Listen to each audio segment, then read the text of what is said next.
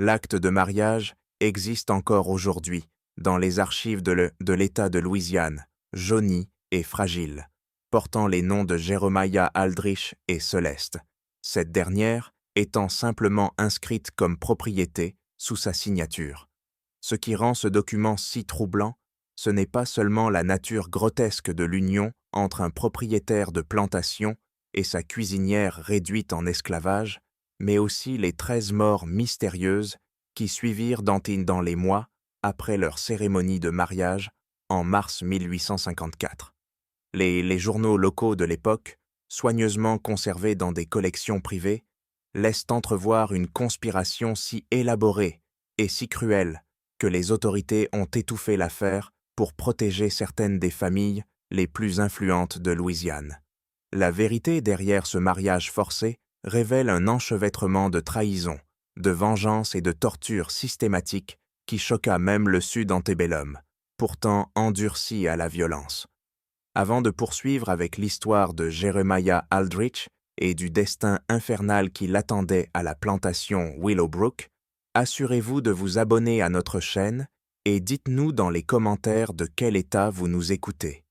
Revenons maintenant à une époque où l'honneur signifiait tout et où une confiance brisée pouvait détruire un homme d'une manière bien pire que la mort. Les événements qui ont conduit à ce mariage impie ont commencé 15 ans plus tôt, dans les eaux troubles du delta du Mississippi, là où les fortunes se faisaient sur la chair humaine et où l'argent du sang coulait aussi librement que le fleuve boueux lui-même.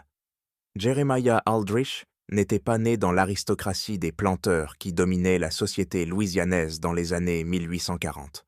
Fils d'un cultivateur de tabac ruiné du Kentucky, il arriva à la Nouvelle-Orléans en 1839, animé par une ambition dévorante et une volonté d'entrer dans des affaires que les gentlemen les plus respectables n'auraient jamais touchées, même avec leurs plus beaux gants.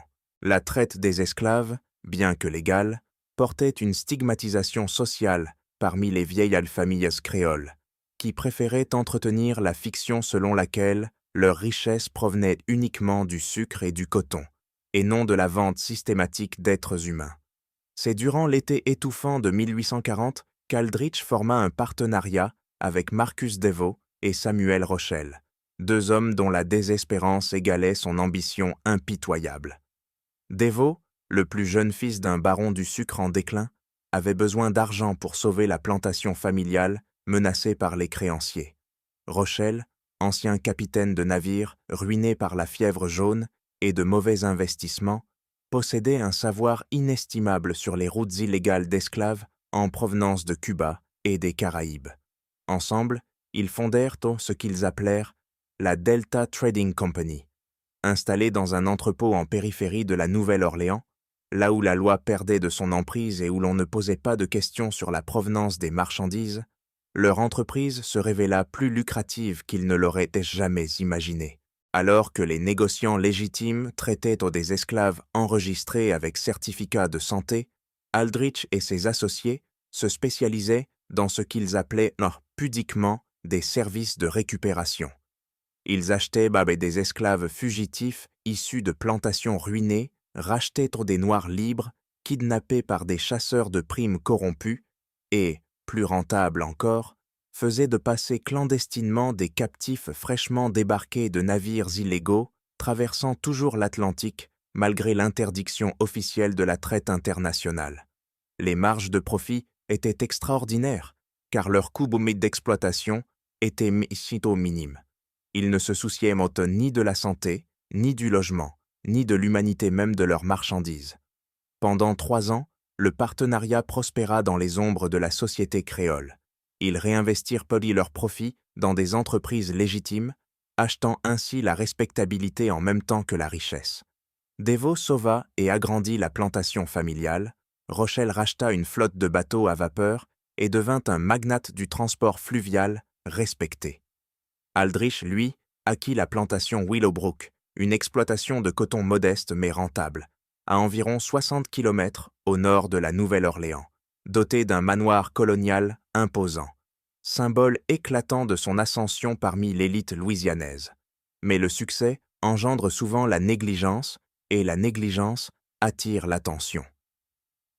Au printemps 1843, ils apprirent que les marshals fédéraux enquêtaient donc sur des trafics d'esclaves illégaux le long de la côte du Golfe. Quelqu'un posait des questions sur leur entreprise, examinait leur registre de transport et, pire encore, interrogeait d'anciens captifs ayant réussi à s'échapper ou à obtenir leur liberté.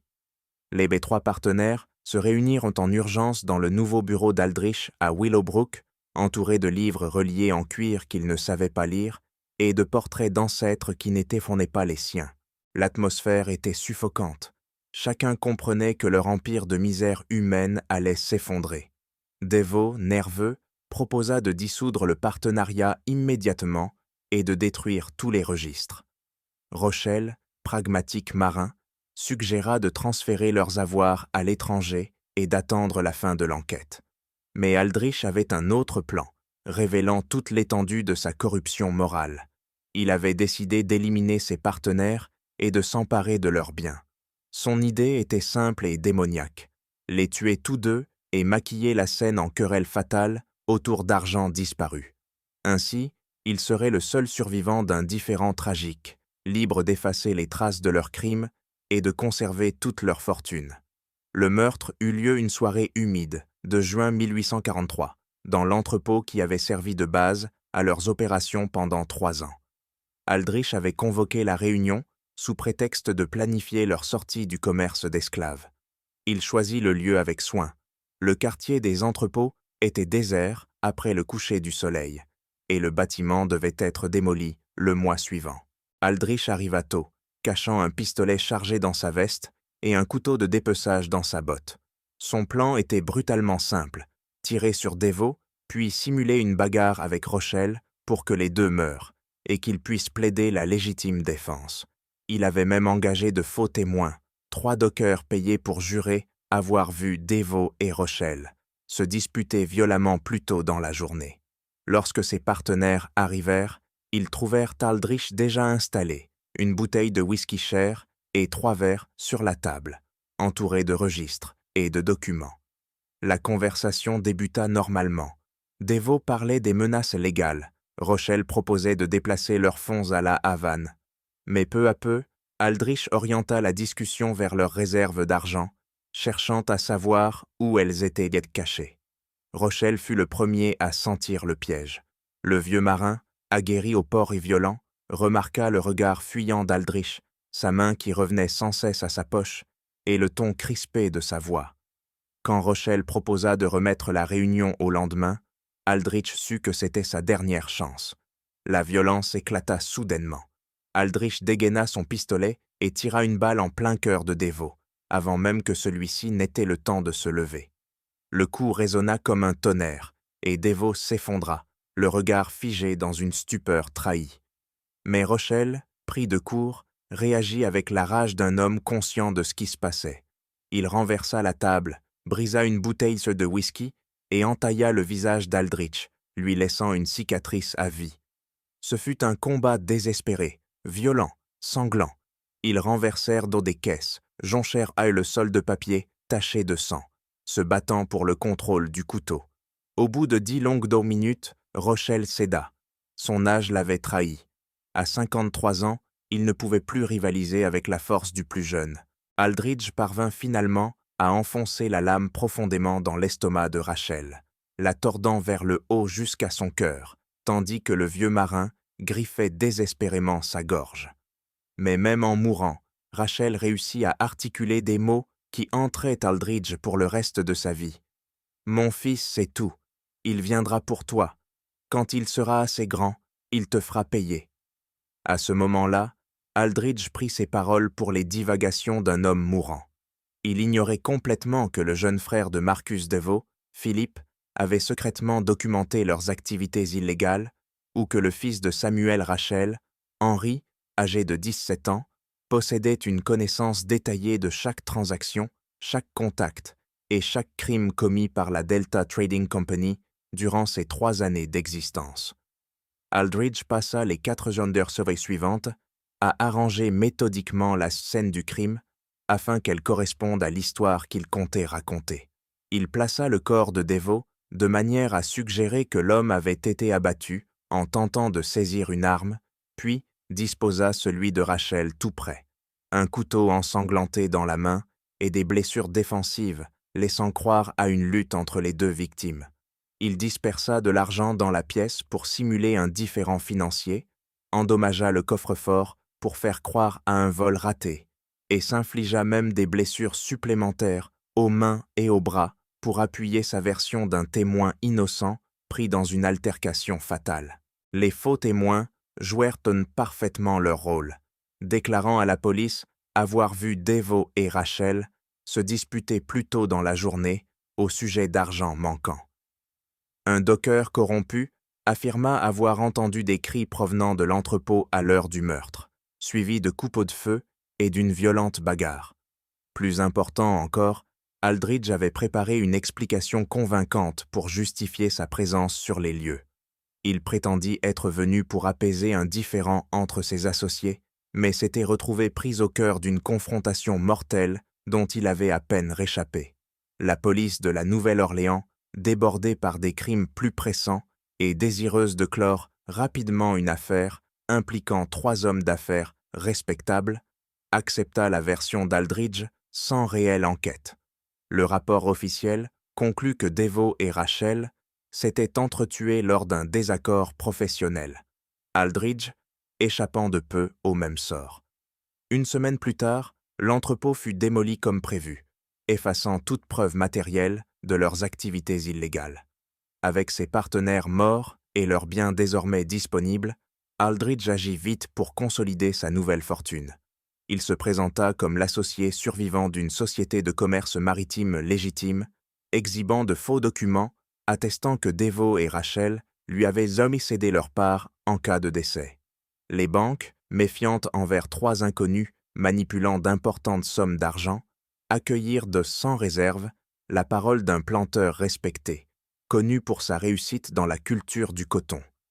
Au fil des mois, Aldridge vida systématiquement les comptes, coffres-forts et caches d'argent de ses anciens associés. Il estima le butin à près de 40 000 $, une somme équivalent à plus d'1 million aujourd'hui. Surtout, il avait supprimé les 2 seuls hommes capables de le relier aux activités illégales de la Delta Trading Company, se donnant ainsi l'occasion de se réinventer en membre respectable de la société louisianaise. Mais Aldridge commit une erreur fatale. Obnubilé par les menaces immédiates et les profits rapides, il ignora totalement les familles des hommes qu'il avait assassinés. Il ne songea pas un instant que Marcus Devo et Samuel Rachel avaient gagné des proches plus jeunes, qui finiraient par découvrir la vérité sur leur mort, et passeraient dans la décennie suivante à planifier, avec patience et précision, une vengeance si méthodique et dévastatrice que la mort aurait semblé une délivrance à côté. Philippe Devo avait 22 ans lorsque son frère Marcus fut assassiné. Contrairement aux hommes Devo plus âgés, impulsifs et avides de gratification immédiate, Philippe possédait une intelligence calculatrice qui le rendait bien plus dangereux qu'Aldridge ne pouvait l'imaginer. En tant que confident le plus proche et gestionnaire officieux des affaires de Marcus, Philippe avait conservé des registres détaillés de toutes les transactions de la Delta Trading Company, incluant des livres codés répertoriant les achats d'esclaves illégaux, les manifestes d'expédition de routes caribéennes interdites et, pire encore, la correspondance avec des fonctionnaires corrompus qui facilitaient leurs opérations. Mais surtout, Philippe n'avait jamais fait confiance à Jeremiah Aldridge. Quelque chose dans l'empressement du Kentuckien à participer aux aspects les plus brutaux de leur commerce lui paraissait excessif, même selon les standards d'hommes trafiquant la chair humaine. Des mois avant les meurtres, il avait commencé à enquêter sur le passé d'Aldridge et avait découvert des incohérences dans son histoire, ainsi que des irrégularités financières laissant deviner des motivations bien plus complexes que la simple cupidité. Lorsque la nouvelle de la mort de Marcus arriva à la plantation familiale, Philippe ne ressentit pas de chagrin, mais une colère glaciale et calculée. L'histoire officielle ne tenait pas debout pour quiconque connaissait les 3 associés. Marcus, bien que désespéré, était prudent et n'aurait jamais affronté Samuel Rachel avec violence. Rachel, malgré son passé de marin rugueux, était un homme d'affaires méthodique réglant les différends par la négociation, non par le couteau. Mais le détail le plus accablant était qu'Aldridge mentionnait dans son récit des fonds et des comptes qui avaient déjà été déplacés ailleurs plusieurs semaines auparavant. Quelques jours après les funérailles, Philippe entreprit sa propre enquête sur les meurtres de l'entrepôt. Grâce au réseau commercial de son frère, il interrogea des dockers, consulta des registres d'expédition et soudoya même des policiers pour accéder aux preuves officielles. Ces découvertes confirmèrent ses pires soupçons. La scène du crime avait été mise en scène, les témoins payés pour mentir, et des éléments essentiels volontairement détruits ou ignorés. Plus grave encore, il apprit qu'Aldridge avait commencé à accéder aux avoirs financiers de ses partenaires assassinés, quelques heures à peine après leur mort. Une preuve irréfutable de préméditation. Pendant ce temps, Henri Rachel menait sa propre enquête, sous un angle très différent. Âgé de 24 ans, le fils de Samuel alliait les contacts maritimes de son père à une solide formation en droit et en finance, ce qui faisait de lui l'homme idéal pour retracer les ramifications économiques du crime. Ayant travaillé plusieurs années dans des banques et compagnies de maritimes de la Nouvelle-Orléans, il entretenait des relations avec des employés et des responsables capables de lui fournir des informations que la méthode plus directe de Philippe aurait manqué. L'enquête d'Henri révéla l'ampleur du vol commis par Aldridge.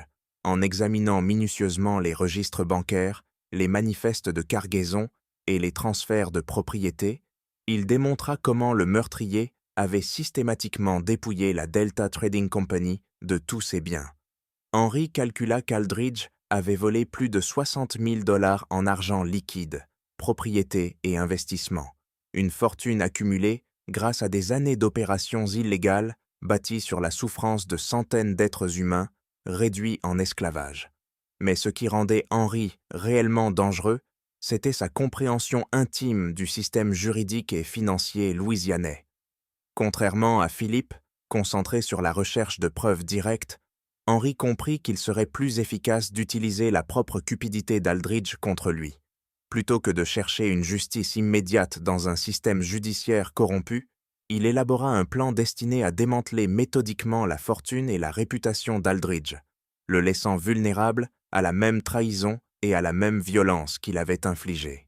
Les deux jeunes hommes se rencontrèrent pour la première fois à l'automne 1844, plus d'1 an après les meurtres. Le rendez-vous eut lieu dans un restaurant discret du French Quarter, où Philippe présenta ses preuves à Henri dans l'espoir de coordonner leurs enquêtes respectives. Aucun des deux n'aurait pu prévoir à quel point leurs compétences se compléteraient, ni combien leur soif commune de justice consumerait les 10 prochaines années de leur vie. Au printemps 1845, Philippe Deveau et Henri Rachel avaient transformé leur quête individuelle en une entreprise bien plus ambitieuse et dangereuse, une conspiration soigneusement orchestrée, destinée à détruire Jeremiah Aldridge par les mêmes méthodes qu'il avait employées pour assassiner leurs proches. La trahison, la manipulation financière et finalement la violence déguisée en affaire de légitime. Mais contrairement à la brutalité impulsive d'Aldrich, leur approche serait méthodique, patiente et absolument dévastatrice dans sa minutie. La première phase de leur plan consistait à infiltrer les cercles sociaux et commerciaux d'Aldrich. Philippe, utilisant des relations sociales que sa famille possédait encore en Louisiane, commença à fréquenter les mêmes clubs de gentlemen, rassemblements politiques et événements mondains où Aldrich s'imposait comme un planteur respectable. Son but n'était pas de confronter directement le meurtrier de son frère, mais d'étudier ses habitudes, ses faiblesses et, surtout, ses vulnérabilités financières. Philippe possédait le charme et les talents sociaux de son défunt frère, et en quelques mois, il s'était positionné comme une connaissance occasionnelle d'Aldrich, quelqu'un en qui ce dernier pouvait avoir confiance pour partager un verre, mais pas assez important pour être perçu comme une menace. Pendant ce temps, Henri utilisait ses contacts bancaires pour retracer chaque aspect de l'empire financier d'Aldrich. Il découvrit que la richesse apparente du planteur reposait sur une base d'investissements risqués, de prêts à effet de levier et de projets commerciaux générant des profits impressionnants à court terme, mais créant des dettes à long terme. Le point le plus crucial fut la découverte qu'Aldrich souffrait d'une grave dépendance au jeu, perdant régulièrement des milliers de dollars lors de parties de poker à ses risques et de paris sur les courses de chevaux, financés par des emprunts toujours plus désespérés sur les récoltes futures de sa plantation. Cette addiction au jeu leur offrait l'ouverture parfaite pour leur vengeance. En 1848, Henry obtint un poste à la First National Bank of New Orleans, l'institution qui détenait l'hypothèque principale de la plantation Willowbrook. De cette position, il put manipuler subtilement les conditions de crédit d'Aldrich. Il fit en sorte que les renouvellements de prêts comportent des taux d'intérêt légèrement plus élevés, que les calendriers de paiement créent des problèmes de trésorerie pendant les saisons critiques de plantation, et qu'Aldrich soit progressivement poussé vers un état de détresse financière, rendant tout homme vulnérable à la manipulation. Simultanément, Philippe cultiva des relations avec plusieurs des opérateurs de jeu les plus notoires de la Nouvelle-Orléans, des hommes organisant des parties où des fortunes pouvaient être gagnées ou perdues en une seule nuit.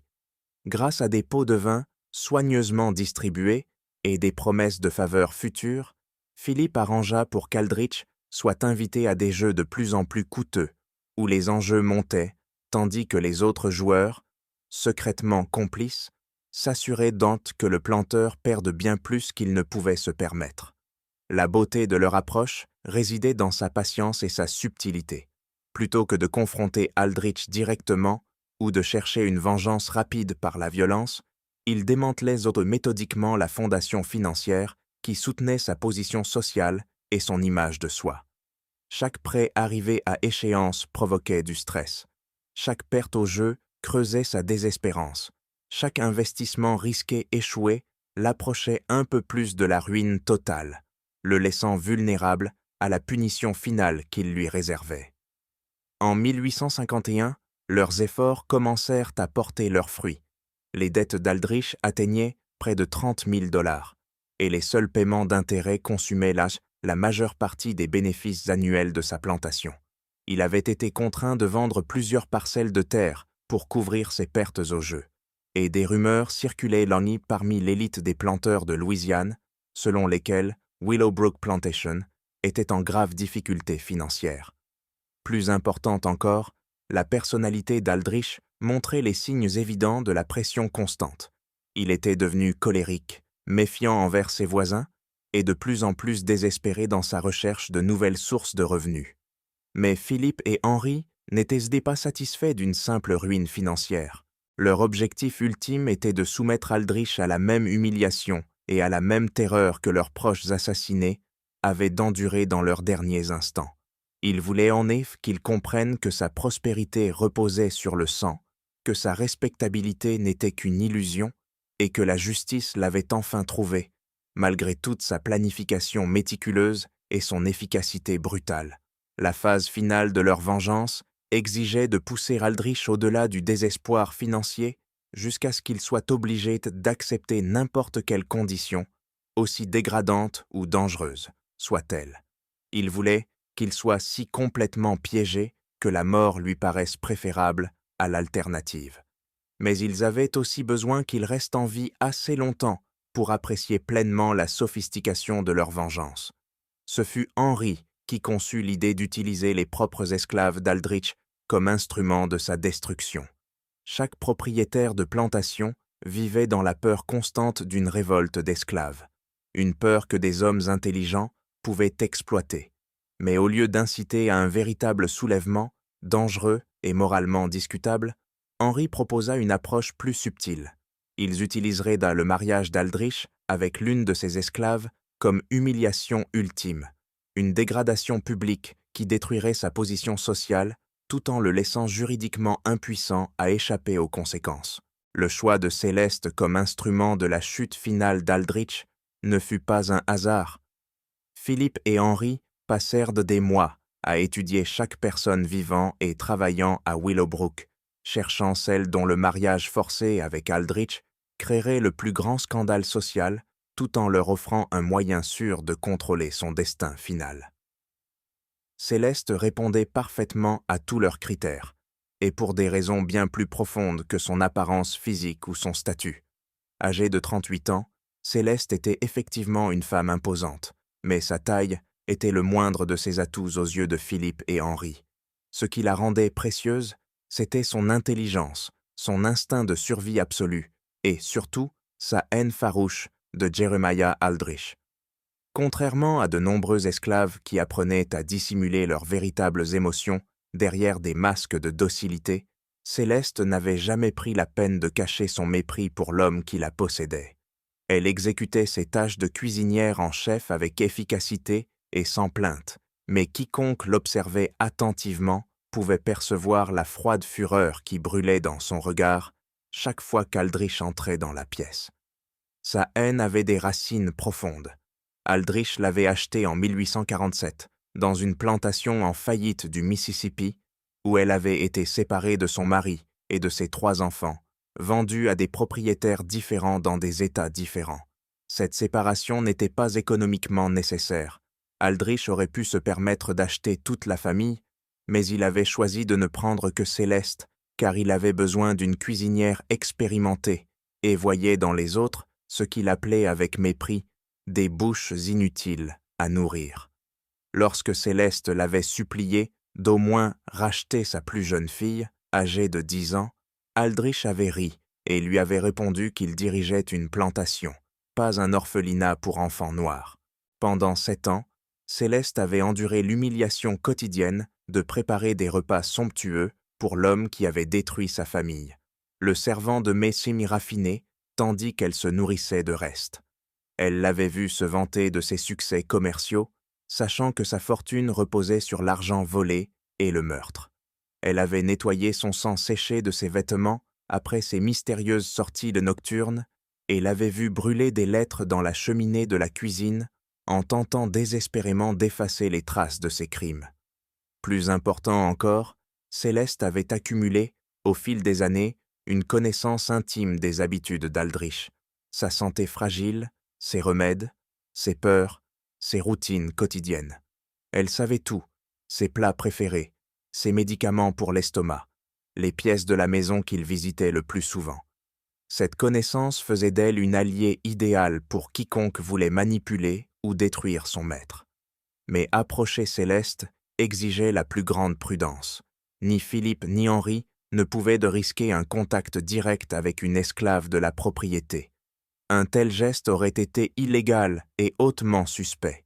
Ils utilisèrent donc des intermédiaires, des gens libres de couleur travaillant dans les marchés de la Nouvelle-Orléans, qui avaient des raisons légitimes de se rendre parfois dans les plantations rurales.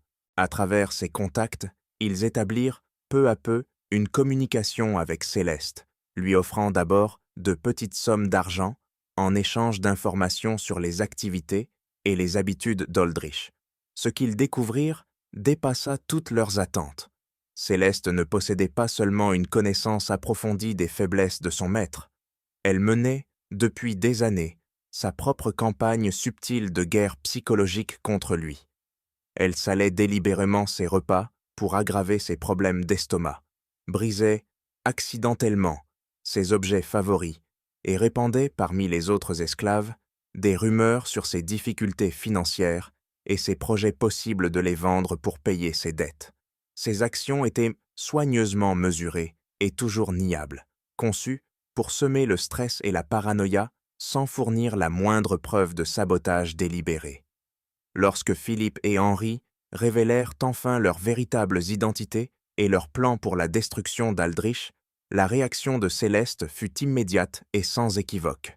Elle ferait tout ce qu'il faudrait pour aider à détruire l'homme qui avait assassiné leurs proches et ruiné sa propre vie. La seule condition qu'elle exigea fut que sa coopération soit récompensée par la liberté et un passage sûr vers le Canada, où elle espérait retrouver ses enfants survivants. Philippe et Henri acceptèrent aussitôt, comprenant qu'ils venaient de trouver non pas un simple instrument de vengeance, mais une alliée dont les motivations personnelles s'alignaient parfaitement avec leur quête de justice. Les détails finaux de leur plan prirent forme au fil de plusieurs mois de coordination minutieuse. Aldrich devait être conduit à la ruine financière totale par une série de pertes manipulées au jeu et de prélodes rappelés, le rendant vulnérable à une offre qu'il ne pourrait refuser, épouser Céleste lors d'une cérémonie légale ou faire face à une mort certaine de la main de ses créanciers. Ce mariage détruirait sa réputation sociale et permettrait à Philippe et Henri d'avoir un accès légal à ses biens par l'intermédiaire de son épouse. Plus important encore, il placerait Céleste dans une position où elle pourrait lentement empoisonner Aldrich sur plusieurs mois, lui infligeant la même mort lente et atroce que celle qu'avaient subi leurs proches assassinés. Mais le plan exigeait un dernier élément crucial, le bon moment. Il fallait que l'effondrement financier d'Aldrich coïncide avec une période où il serait isolé de tout soutien et incapable de recourir à ses relations politiques ou à la police. L'occasion se présenta au début de l'année 1854, lorsqu'Henri apprit qu'Aldrich comptait participer à un tournoi de jeu à gros enjeux à la Nouvelle-Orléans, espérant y gagner assez d'argent pour sauver sa plantation de la saisie. Ce serait le moment idéal pour déclencher leur piège. Aldrich serait alors désespéré, au point d'accepter n'importe quelle condition, aussi humiliante soit-elle. L'antre de jeu où Jeremiah Aldrich allait sceller son destin se trouvait dans un entrepôt réaménagé près des quais de la Nouvelle-Orléans, un lieu fréquenté par les hommes les plus désespérés et dangereux de la ville, prêts à tout risquer sur un lancer de dés ou un tirage de cartes. Ce soir de février 1854 était particulièrement lourd et humide. Un brouillard épais, venu du Mississippi, enveloppait les rues d'une brume grise qui étouffait les sons et brouillait la frontière entre rêve et cauchemar. Aldrich entra dans la salle, une sacoche en cuir contenant $8 000 à la main, presque tout ce qu'il avait pu rassembler en vendant esclaves, outils et biens personnels de la plantation de Willowbrook. C'était sa dernière tentative désespérée pour gagner assez d'argent afin de satisfaire ses créanciers et sauver ses terres. Ce qu'il ignorait, c'est que Philippe Deveau et Henri Rochelle orchestrèrent ce moment depuis des mois, s'assurant que tous les autres joueurs à la table des hautes mises coopéreraient pour le dépouiller de sa fortune restante. Le jeu choisi était le Five Card Stud Poker, avec des mises de départ à $500 par main, montant rapidement à mesure que la soirée avançait. Aldrich connut d'abord un succès modéré, remportant quelques petits pots qui lui firent pas croire que la chance lui souriait enfin. Mais, à mesure que les mises augmentaient et que l'alcool coulait à flot, il devint de plus en plus imprudent, enchaînant les paris insensés, mus par un mélange de désespoir et de confiance illusoire. À minuit, Aldrich avait perdu plus de la moitié de sa mise, mais il continua de jouer avec l'acharnement d'un homme qui savait que c'était là sa dernière chance d'échapper à la ruine totale. Les autres deux joueurs, suivant les instructions précises de Philippe, le laissèrent gagner quelques coups pour le maintenir à table, tout en augmentant graduellement la pression jusqu'à ce qu'il mise tout son reste sur un seul tirage. La dernière main débuta peu après 2 heures du matin. Le brouillard s'était épaissi à tel point que la lumière des lampettes à gaz n'éclairait plus les vitres de l'entrepôt. Aldrich reçut ce qui semblait être une main forte, une paire de rois, avec la possibilité d'un full s'il tirait les bonnes cartes. Convaincu que c'était son moment pour se refaire, il poussa ses derniers $3 000 au centre de la table. Mais les autres joueurs avaient mis de meilleures mains. Et surtout, ils coordonnaient dans leur pari pour que le pot final soit assez gros pour le ruiner complètement et le laisser avec des dettes impossibles à rembourser. Quand les cartes furent enfin révélées, la paire de rois d'Aldrich perdit face à un full tenu par un inconnu au regard froid, qui ramassa ses gains avec l'efficacité mécanique de quelqu'un qui avait toujours su comment la partie se terminerait. En voyant son ultime espoir s'évaporer, Aldrich resta figé, les yeux perdus sur le tapis de verre. Tous les autres joueurs s'étaient éclipsés, sauf le gagnant, qui demeurait assis face à lui, le scrutant comme un scientifique observe un spécimen intrigant. Après plusieurs minutes d'un silence pesant, l'homme parla enfin, d'une voix marquée d'un léger accent français, qui semblait familier à Aldrich sans qu'il puisse l'identifier immédiatement. « Monsieur Aldrich, dit-il calmement. « Je crois que nous devons discuter de vos dettes impayées. Voyez-vous, les messieurs qui viennent de partir ne sont pas de simples joueurs. Ils représentent certains intérêts financiers qui ont été très patients à votre égard.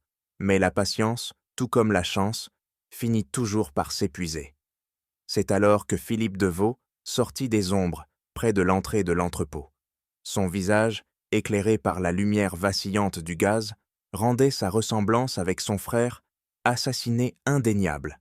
Le sang d'Aldrich se glaça.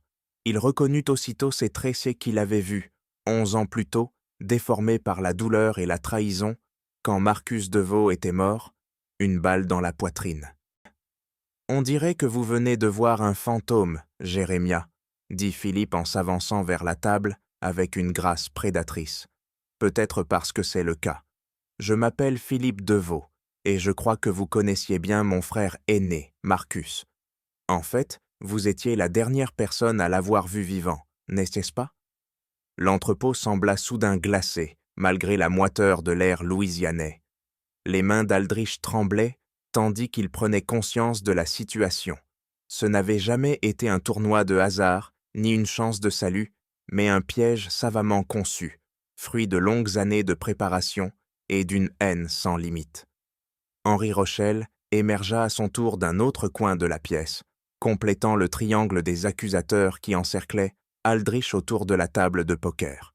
« Mon père, Samuel, disait toujours, « Vous êtes intelligent, monsieur Aldrich, assez pour tuer 2 hommes et leur voler le fruit de leur vie, mais pas assez pour comprendre que les morts laissent parfois derrière eux des fils qui se souviennent et qui ne pardonnent jamais. » Le silence retomba, seulement troublé par le son lointain des sirènes de navires résonnant à travers le brouillard sur le Mississippi. Aldrich resta immobile, prisonnier entre ses accusateurs, son esprit cherchant désespérément une issue. En vain. Il était seul, sans défense, dans un bâtiment isolé, face à 2 hommes qui avaient passé plus d'1 décennie à préparer sa chute, et sa ruine totale signifiait que personne ne viendrait le chercher s'il disparaissait dans le delta du Mississippi. Philippe s'assit lentement en face de lui, ajustant sa chaise avec soin avant de reprendre la parole. « Nous savons tout, Jeremiah. Nous savons tout à propos de la Delta Trading Company et de tes opérations illégales de traite d'esclaves. Nous savons pour l'entrepôt où tu as assassiné nos pères de sang-froid. Nous savons pour les faux documents, les témoins soudoyés et le vol méthodique de tout ce qu'ils avaient construit. Mais surtout, nous savons que tu vis sur de l'argent taché de sang depuis 11 ans, bâtissant ton existence de planteur respectable sur les cadavres de nos familles. » Henri s'approcha de l'autre côté, sortant un dossier en cuir rempli de documents qu'il étala sur la table de poker comme des pièces mais à conviction dans une salle d'audience. « Voici des copies de toutes les transactions financières que tu as effectuées depuis 1843, monsieur Aldrich. Des relevés bancaires montrant comment tu as pillé les comptes de nos pères, des transferts de propriété prouvant comment tu as acquis les biens qui appartenaient à leur succession, et même la correspondance avec certains fonctionnaires corrompus qui t'ont aidé à effacer tes traces, des fonctionnaires qui, désormais, se préoccupent bien plus de leur propre survie que de la tienne. Les preuves étaient accablantes et indéniablement authentiques. Aldrich reconnut des documents qu'il croyait détruits depuis des années, des registres financiers qui n'auraient pu être obtenus qu'à travers une enquête minutieuse et de généreux pots de vin. Le plus compromettant de tout, des déclarations sous serment de témoins qui avaient vu certaines de ces atrocités, mais qui étaient restés silencieux, jusqu'à présent. Philippe et Henri avaient monté un dossier qui prouvait non seulement sa culpabilité devant n'importe quel tribunal, mais qui impliquait aussi des dizaines d'éminents citoyens de Louisiane, ayant, sans le savoir, aidé Aldrich à blanchir sa fortune volée. « La question maintenant, reprit Philippe, c'est ce que nous allons faire de ces informations. Nous pourrions les remettre aux autorités fédérales, très intéressées par une affaire qui ne toucherait pas seulement toi, mais aussi tous ceux qui t'ont aidé à intégrer cet argent volé dans le système bancaire de la Louisiane. où nous pourrions informer certains cercles de la Nouvelle-Orléans que tu vis depuis plus de 10 ans sous de faux prétextes, en te présentant comme un homme d'affaires respectable, alors que tu as assassiné leurs associés et leurs amis. Je soupçonne qu'une telle révélation conduirait à ta mort, sans doute précédée de beaucoup de souffrances. Aldrich parvint enfin à parler, d'une voix à peine audible. « Qu'est-ce que vous voulez? De l'argent. Je peux trouver de l'argent. Ma plantation vaut... » « Ta plantation ne vaut rien, » l'interrompit Henri. « Nous détenons ton hypothèque, rappelle-toi, ainsi que la plupart de tes dettes. Cela fait des années que nous rachetons systématiquement toutes tes obligations, monsieur Aldrich. Chaque prêt, chaque dette de jeu, chaque arrangement financier qui t'a maintenu à flot. Tout cela nous appartient désormais. Il ne te reste plus rien à marchander, hormis ta vie. Et, pour être honnête, nous ne tenons pas particulièrement à la préserver non plus. » L'entrepôt sembla soudain plus froid, encore à mesure que ces paroles s'enfonçaient dans l'esprit d'Aldrich. Il n'était pas seulement ruiné, il était totalement à leur merci. Tout ce qu'il avait bâti, chaque confort, chaque illusion de respectabilité, tout cela avait été méthodiquement arraché par les fils de ses victimes. Mais malgré la terreur, une partie de son esprit refusait d'admettre que la mort était inévitable.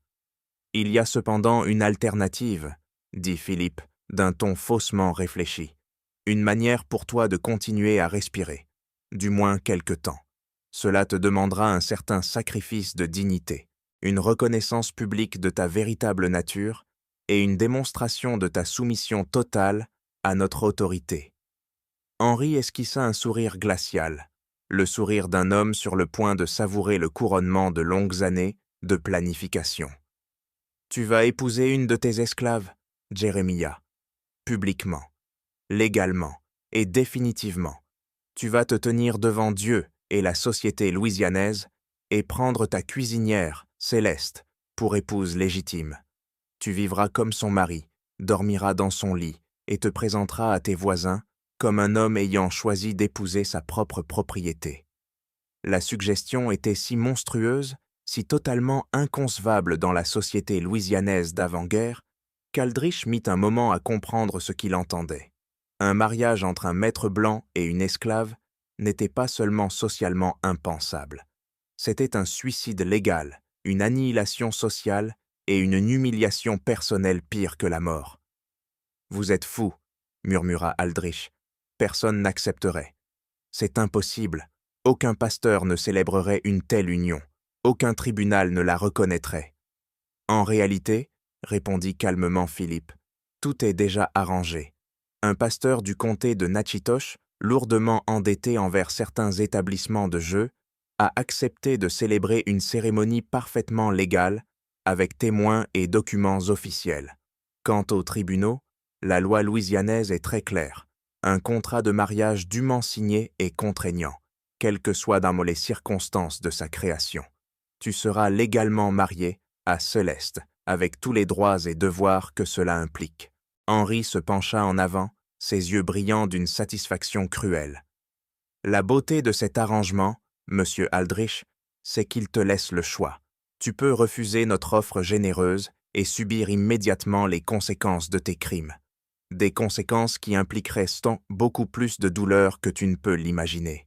Ou tu peux accepter une humiliation temporaire, en échange de ta vie, aussi dégradée soit-elle. » Le silence retomba sur l'entrepôt, seulement troublé par le grondement lointain des bateaux sur le Mississippi. Aldrich luttait intérieurement. La mort serait définitive, mais préserverait encore une parcelle de son honneur. Ses voisins se souviendraient qu'on est d'un homme ruiné par le jeu, pas d'un meurtrier. Le mariage avec Céleste, en revanche, détruirait tout ce qu'il était, le laissant en vie, mais dans la honte et le dégoût. « Combien de temps ?» demanda-t-il enfin. « Si j'accepte, combien de temps cela durera-t-il » Philippe et Henri échangèrent un regard complice.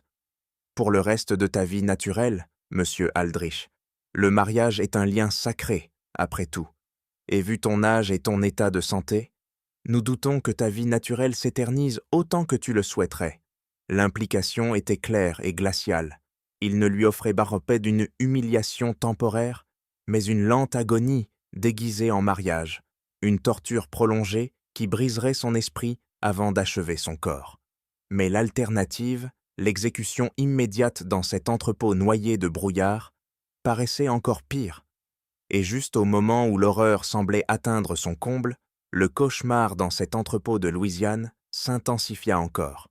Si cette histoire vous donne des frissons, partagez-la avec un ami amateur de mystères sombres. Laissez un like pour soutenir notre contenu et abonnez-vous pour ne rien manquer. Découvrons ensemble la suite. Après ce qui sembla des heures, mais ne fut que quelques 2 minutes, Aldrich leva enfin la tête et regarda ses bourreaux droit dans les yeux. « Si j'accepte ce mariage, quelle garantie ai-je que vous ne me tuerez pas quand même ?»« Aucune, » répondit Henri avec une brutalité tranquille. « Mais tu as notre parole que ta mort, quand elle viendra, sera bien plus clémente que ce que nous avions d'abord prévu. Considère ce mariage comme une épreuve. L'obéissance sera récompensée par la clémence, la résistance par la créativité. » Philippe sortit un document de sa poche et le posa sur la table, à côté des preuves dites de ses crimes. « Voici le contrat de mariage, dûment préparé et prêt à être signé. La cérémonie est prévue pour demain soir à la plantation de Willowbrook, devant tous tes voisins et associés, invités à témoigner de ton union volontaire avec Céleste. On leur a dit que tu avais connu une conversion religieuse et que tu voulais démontrer ta charité chrétienne en élevant une de tes esclaves au rang d'épouse. La dernière humiliation, présenter ce mariage comme un choix personnel, un acte de bienveillance chrétienne, plutôt que la déchéance forcée qu'il représentait réellement. Ses voisins le croiraient excentrique, peut-être fou, mais convaincu. Personne ne soupçonnerait que ce mariage était en réalité le fruit de la vengeance de 2 fils d'hommes assassinés, car plus personne ne se souvenait que Marcus Deveau et Samuel Rochelle avaient jamais existé. Aldrich saisit le contrat de mariage avec des mains si tremblantes qu'il pouvait à peine maintenir le document en place. Les des termes étaient d'amitié simple et absolue. Il devait épouser Céleste lors d'une cérémonie légale, vivre avec elle en tant qu'époux et subvenir à ses besoins comme à ceux d'une véritable épouse. En échange, ses créanciers s'engageaient à ne pas exiger immédiatement le remboursement de ses dettes et à lui permettre de continuer à diriger la plantation de Willowbrook sous leur supervision. Alors qu'il signait son nom sur le contrat qui détruirait sa vie, Aldrich essaya de se convaincre qu'il trouverait peut-être un moyen d'échapper à ce piège une fois qu'il aurait gagné du temps grâce à sa soumission. Peut-être pourrait-il en appeler aux autorités, fuir vers un autre État ou découvrir une faille juridique qui rendrait le mariage invalide. Mais, même tandis que ses pensées désespérées traversaient son esprit, il voyait la satisfaction dans les yeux de Philippe et de Henri. Ils avaient planifié ce moment pendant plus d'1 décennie et anticipé toutes les issues possibles. « Bienvenue dans la famille, beau-frère, » dit Philippe en ramassant le contrat signé. « Nous te verrons demain soir pour la cérémonie. J'espère que tu seras convenablement vêtu pour une occasion aussi mémorable. » Le matin du 15 mars 1854 se leva gris et oppressant, avec des nuages lourds annonçant la pluie et un vent humide portant l'odeur de la végétation pourrissante des marais voisins. Aldrich n'avait pas dormi depuis son retour de la Nouvelle-Orléans, passant la nuit à arpenter son bureau et à fixer le contrat de mariage qui représentait la fin de tout ce qu'il avait construit en 15 ans en Louisiane. Céleste avait été informée de l'arrangement par des intermédiaires, bien qu'elle feignît la surprise quand Aldrich tenta maladroitement de lui expliquer la situation pendant le petit déjeuner. Elle écouta son récit balbutiant de difficultés financières et d'obligations sociales avec la patience d'une mère face à un enfant confessant une bêtise. Lorsqu'il eut terminé son pathétique discours, elle hocha simplement la tête et dit calmement « Oui, maître Aldrich, je comprends. Je me préparerai pour la cérémonie. » Le calme dans sa voix le terrifia plus que n'importe quelle colère. Il révélait une préparation, une coordination qui laissait entendre qu'elle connaissait le plan depuis bien avant qu'il ne soit contraint d'y consentir. En la regardant se déplacer dans la cuisine, préparant ce qui serait leur dernier repas en tant que maître et esclave, Aldrich commença à comprendre que ses bourreaux avait l'homme planifié cette vengeance avec une minutie qu'il n'avait pas soupçonnée. Tout au long de la journée, voisins et connaissances arrivèrent à la plantation de Willowbrook, attirés par des invitations envoyées dans son nom par Philippe et Henry. Les invités pensaient assister à une étrange démonstration de charité chrétienne. Leurs voisins avaient décidé d'honorer une de ses servantes les plus fidèles en lui offrant la protection et la dignité du mariage. La plupart s'attendaient à une mauvaise plaisanterie ou à la preuve qu'Aldrich avait finalement sombré dans la folie que ses récents problèmes financiers laissèrent deviner. Ce qu'ils découvrirent, pourtant, fut une véritable cérémonie de mariage, avec décoration, rafraîchissement et un marié nerveux mais apparemment sincère. Aldrich, vêtu de ses plus beaux habits, comme Philippe le lui avait conseillé, jouait son rôle avec la conviction désespérée d'un homme qui savait que sa survie dépendait d'une performance convaincante. Lorsque les invités lui demandaient pourquoi il avait pris une décision aussi étrange, il répétait son discours sur sa conversion religieuse et son devoir chrétien, avec une sincérité suffisante pour que beaucoup l'acceptent comme un choix excentrique mais sincère d'un homme sous pression. Céleste apparut dans une robe simple mais élégante que quelqu'un avait fournie pour l'occasion. À 38 ans, c'était une femme imposante, mais elle se tenait droite, avec une dignité qui impressionna même les plus sceptiques. Plus encore, elle semblait sincèrement heureuse de l'attention qu'elle recevait, remerciant les invités d'assister à la journée la plus importante de sa vie. Le ministre du comté de Natchitoches célébra la cérémonie avec un professionnalisme froid, lisant les vœux traditionnels et demandant les réponses appropriées aux époux. Quand il arriva à la phrase « Si quelqu'un s'oppose à cette union, qu'il parle maintenant ou se taise à jamais », plusieurs invités se remuèrent mal à l'aise, mais personne n'osa interrompre ce qui semblait être une union légale et volontaire entre adultes consentants. La voix d'Aldrich était à peine audible lorsqu'il prononça ses vœux, mais celle de Céleste résonnait avec clarté et confiance. Elle promit d'aimer, d'honorer et d'obéir à son nouveau mari avec une conviction qui rendait la scène presque normale, comme si un tel mariage n'était pas une aberration en Louisiane. Le moment le plus troublant arriva lorsque le ministre les déclara mari et femme et demanda à Aldrich d'embrasser sa mariée.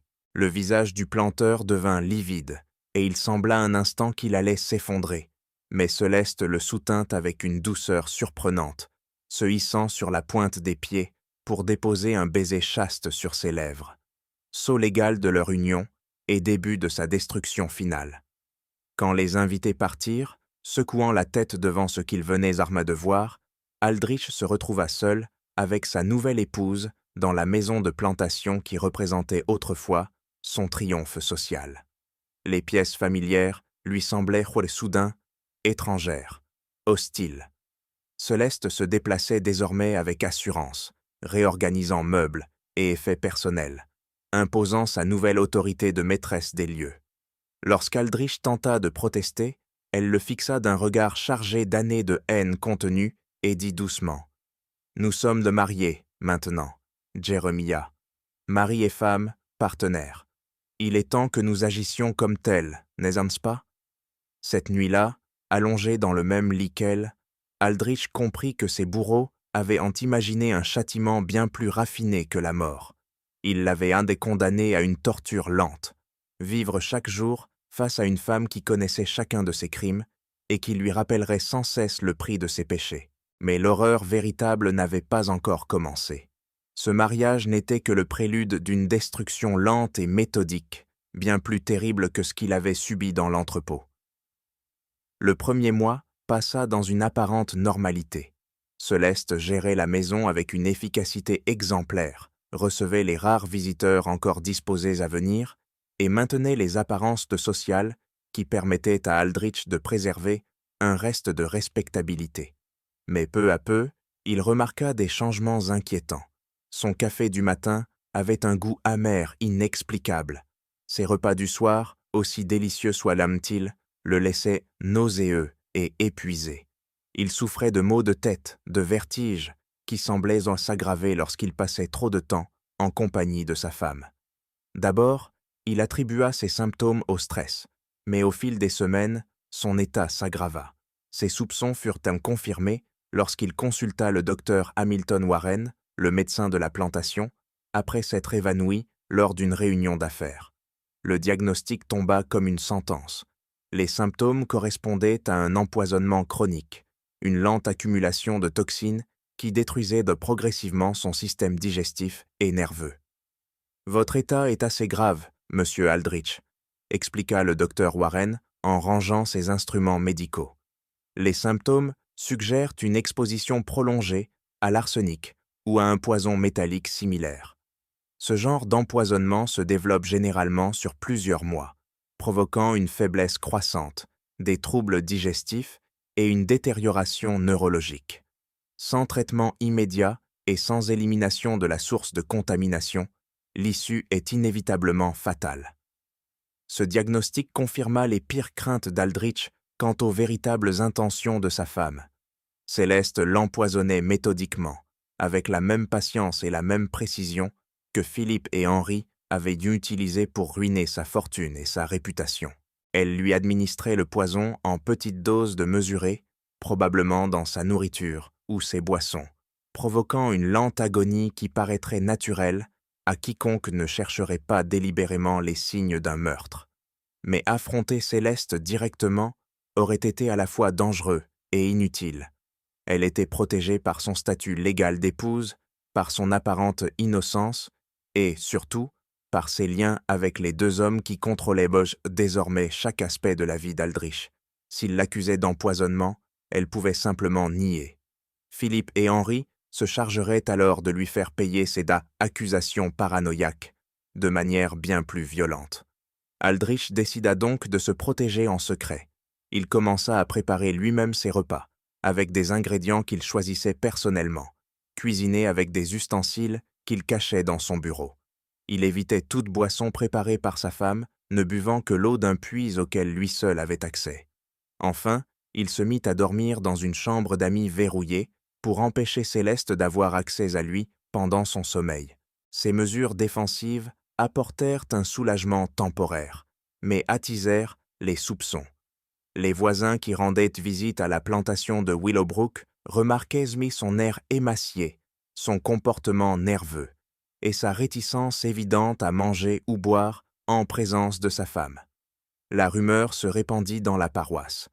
Jeremiah Aldrich perdait la raison, victime du stress et des bizarreries de son mariage. Céleste jouait son rôle à la perfection. Face aux inquiétudes de leurs invités, elle montrait une patience et une douceur exemplaires, celle d'une épouse dévouée, désespérée de soigner son mari malade. Elle préparait de somptueux repas qu'il refusait de toucher, lui offrait des boissons qu'il rejetait avec méfiance et se comportait en femme aimante impuissante face à la folie de son époux. Le génie de sa mise en scène résidait dans sa simplicité. Tout ce qu'Aldrich faisait pour se protéger passait pour de la paranoïa. Son refus de manger, une peur irrationnelle. Ses précautions, les symptômes d'un esprit brisé, ses appels à l'aide, les délires d'un homme détruit par le stress. Personne ne pouvait croire qu'une ancienne esclave soit capable d'un complot aussi raffiné, encore moins qu'elle puisse se procurer et manipuler des poisons rares avec autant de maîtrise. Au printemps 1854, Aldrich vivait dans un cauchemar. Il savait qu'il était lentement assassiné par sa femme, mais toute tentative de défense renforçait la croyance qu'il était fou. Il était prisonnier, empoisonné et désormais complètement seul. Le supplice psychologique ne faisait que commencer. Philippe et Henri voulaient que sa mort soit lente, solitaire et socialement humiliante. Ils voulaient qu'il comprenne, avant la fin, ce que signifiait être abandonné par tous. La révélation finale arriva lors d'un dîner organisé par Céleste pour fêter leurs 3 mois de mariage. Elle avait convié quelques voisins, le docteur Warren et plusieurs notables locaux. Aldrich, fidèle à sa paranoïa prudente, avait déjà mangé en secret, décidé de ne rien consommer de ce que sa femme présenterait. Mais ce soir-là, Céleste annonça une surprise. Une bouteille de vin rare, conservée dans la cave depuis avant leur mariage, qu'elle voulait ouvrir pour porter un toast à leur avenir. Elle l'ouvrit devant tout le monde, versa le vin dans des verres soigneusement nettoyés, sous les yeux des invités. Refuser de boire l'aurait fait passer pour un fou. Quand leurs regards se croisèrent, il vit dans les yeux de Céleste une lueur glaciale, le plaisir d'une victoire longtemps attendue. Mais il était trop tard, il but. Quelques minutes plus tard, les douleurs commencèrent. Des crampes atroces, une brûlure dans la gorge, puis la respiration qui se bloque.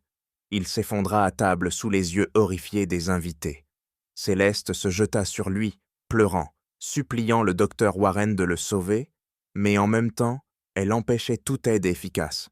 Son jeu était si convaincant que les convives préféraient la consoler plutôt que d'aider le mourant. Alors qu'il agonisait, Céleste se pencha à son oreille et murmura « Marcus Deveau était mon cousin, Jérémia Samuel Rochelle, mon oncle par alliance. Je travaille avec Philippe et Henri depuis 1845, attendant le jour où je te verrai mourir. Lentement, douloureusement et seul. » Ces mots furent son dernier supplice. La femme qu'il avait épousée n'était pas un simple instrument de vengeance. Elle en était l'âme. Chaque repas, chaque sourire, chaque mot tendre avait été calculé pour le tourmenter. Alors que sa vue s'obscurcissait, il entendait encore la voix de Céleste implorant le ciel et jouant la comédie de la veuve éplorée. Et tout autour d'eux, les invités la consolaient, croyant assister à la tragédie d'un mari fou plutôt qu'à la mise à mort la plus méthodique qui soit.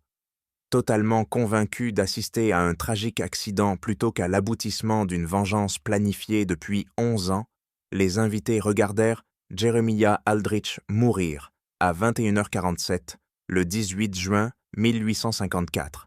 Il s'éteignit entouré de voisins persuadés qu'il venait de succomber à une crise cardiaque ou à une attaque provoquée par des mois d'épuisement nerveux et de déclin mental.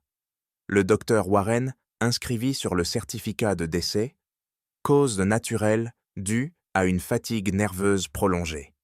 Un diagnostic qui satisfit tout le monde, sauf Philippe Deveau et Henri Rochelle, qui savaient parfaitement ce qui l'avait tué et pourquoi.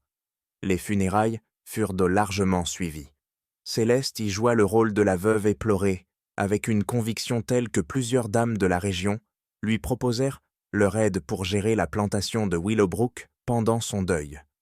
Personne ne soupçonnait que la femme en larmes, au bord de la tombe, célébrait en réalité la réussite du meurtre le plus ingénieusement orchestré de toute l'histoire de la Louisiane. Mais l'histoire ne s'arrêta pas à la mort d'Aldrich. Philippe et Henri avaient tout prévu, y compris le sort de ses biens et de sa veuve. En tant qu'héritière légale, Céleste reçut la plantation de Willowbrook ainsi que toutes ses dettes. Des dettes que, comme ses bienfaiteurs le lui rappelèrent rapidement, elle devait désormais à Philippe et Henri, représentants de plusieurs institutions financières. Un mois après les funérailles, elle signa les papiers cédant la plantation en échange de l'effacement des dettes.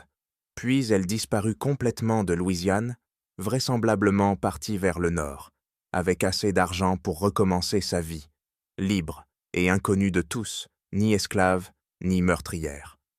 Les registres officiels de la mort de Jeremiah Aldrich et du transfert de la plantation n'éveillèrent aucun soupçon. Les autorités louisianaises avaient mais d'autres préoccupations, alors que la nation s'approchait inexorablement de la guerre de sécession. Ainsi, l'histoire de ce propriétaire ayant épousé son esclave et mort de cause naturelle ne resta qu'une note de bas de page dans les chroniques locales. Une excentricité parmi d'autres, provoquée par la pression financière et la folie des hommes aisés.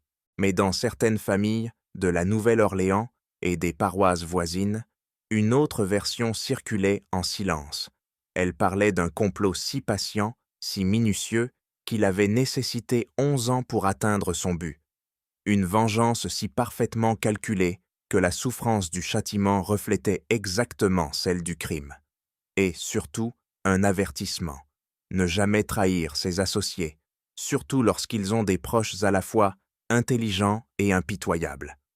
Philippe Deveau et Henri Rochelle avaient accompli quelque chose d'extraordinaire dans le sud esclavagiste. Ils avaient mené à bien un meurtre que la justice n'aurait jamais jugé, exécuter une sentence qu'aucun juge n'aurait prononcée, et tout cela sans laisser la moindre preuve. Leur réussite reposait sur la patience, la ruse, l'argent, et une parfaite compréhension du fonctionnement social et juridique de la Louisiane. La transformation de la plantation de Willowbrook après la mort d'Aldrich prouva à quel point leur vengeance avait été totale. Au lieu de vendre le domaine, ils en firent un refuge pour esclaves, affranchis et fugitifs, créant précisément le type d'institution humanitaire que l'ancien maître aurait abhorré. La maison où s'étaient autrefois réunies les élites du Sud devint une station du chemin de fer clandestin, aidant les esclaves à atteindre la liberté dans le Nord et au Canada. Ce changement n'était pas seulement symbolique, il était invisible aux yeux des autorités locales.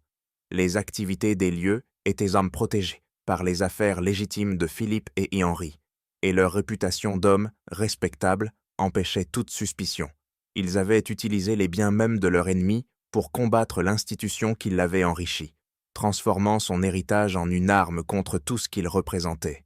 Mais peut-être le plus remarquable, c'est que leur vengeance effaça Jeremiah Aldrich de l'histoire. Contrairement aux victimes ordinaires, il n'eut ni reconnaissance, ni mémoire. Sa richesse fut redistribuée aux familles de ses victimes. Ses terres furent dédiées à la liberté, sa réputation détruite par ses propres actes, et sa mort organisée de manière à ce que personne ne se souvienne de lui autrement que comme d'un homme déchu, marié à la mauvaise femme. Aucun monument, aucun héritier, aucun souvenir, il fut rayé de la mémoire de la Louisiane comme s'il n'avait jamais existé. Cette histoire nous rappelle que la justice opère parfois en dehors des lois, surtout dans les sociétés où ces lois protègent les puissants aux dépens des opprimés. Qu'en pensez-vous? Croyez-vous que toute la vérité ait été révélée? Laissez votre avis en commentaire. Et si vous aimez ce genre d'histoire sombre et fascinante, abonnez-vous, activez la cloche et partagez cette vidéo avec quelqu'un qui adore les mystères. À bientôt dans la prochaine vidéo.